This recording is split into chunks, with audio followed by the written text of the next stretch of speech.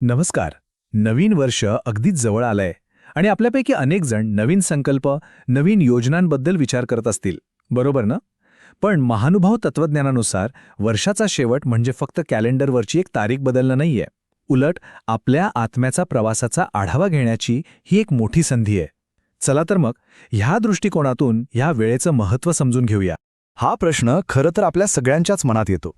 पार्ट्या, सुट्ट्या, उत्सव हे सगळं संपल्यावर एक शांत क्षण येतो, जेव्हा आपण स्वतःला विचारतो, आता पुढे काय?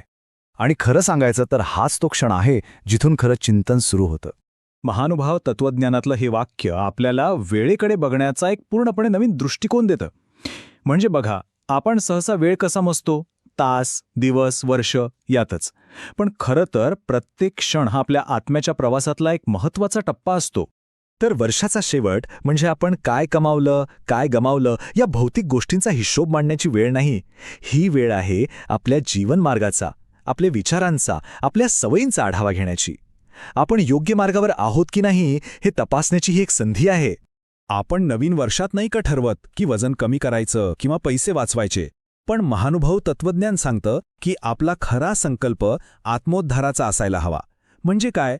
तर स्वतःच्या आत्म्याला वाईट विचारांपासून, विकारांपासून मुक्त करून त्याची उन्नती करणं. कारण हाच तर मानवी जीवनाचा अंतिम हेतू आहे.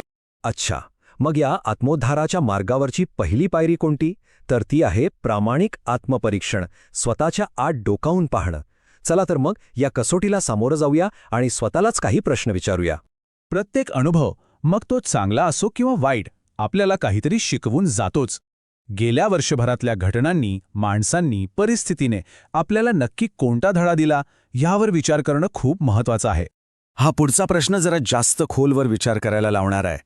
आपण वर्षभर अनेक गोष्टी मिळवतो, पैसा, पद, वस्तू, पण त्यातून आपल्याला तात्पुरतं सुख मिळालं की आयुष्यभर टिकणारा विवेक मिळाला? आपली खरी कमाई नक्की कोणती? आणि हा कदाचित सर्वात महत्त्वाचा प्रश्न, आपला भौतिक वेळ, आपली ऊर्जा कुठे खर्च झाली? भौतिक इच्छा पूर्ण करण्यात की त्या परमेश्वराच्या जवळ जाण्याचा प्रयत्न करण्यात? आपल्या आयुष्याची दिशा नक्की काय होती?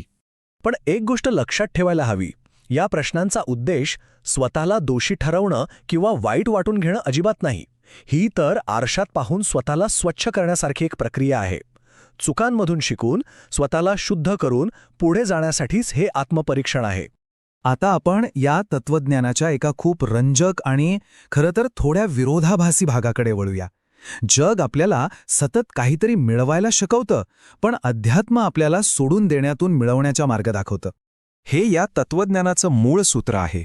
शरीर एक ना एक दिवस संपणार आहे, पण आत्मा अमर आहे, अनंत आहे.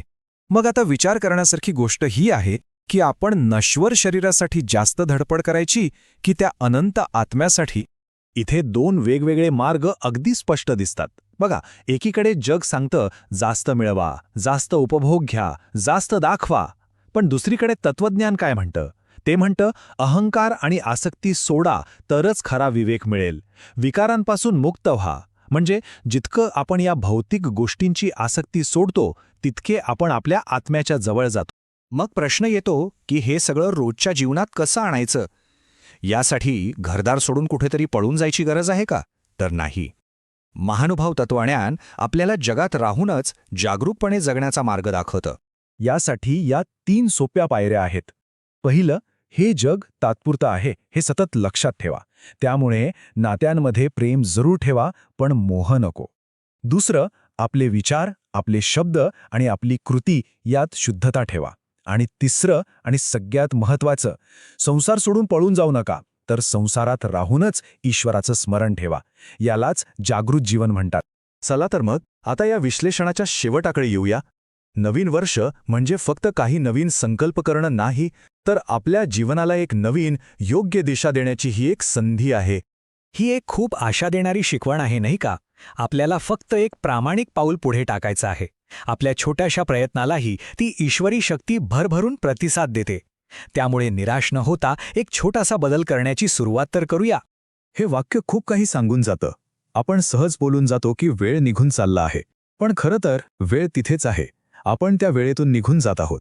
आपलं आयुष्य कमी होत आहे आणि म्हणूनच प्रत्येक क्षण महत्त्वाचा आहे.